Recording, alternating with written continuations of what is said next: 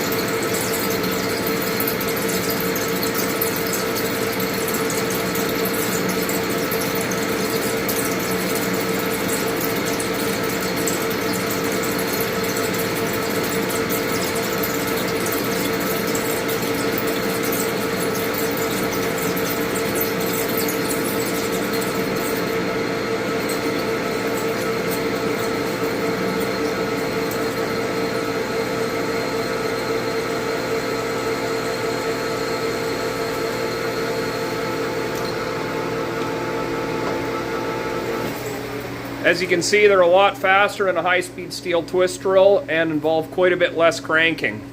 Hope you enjoyed it.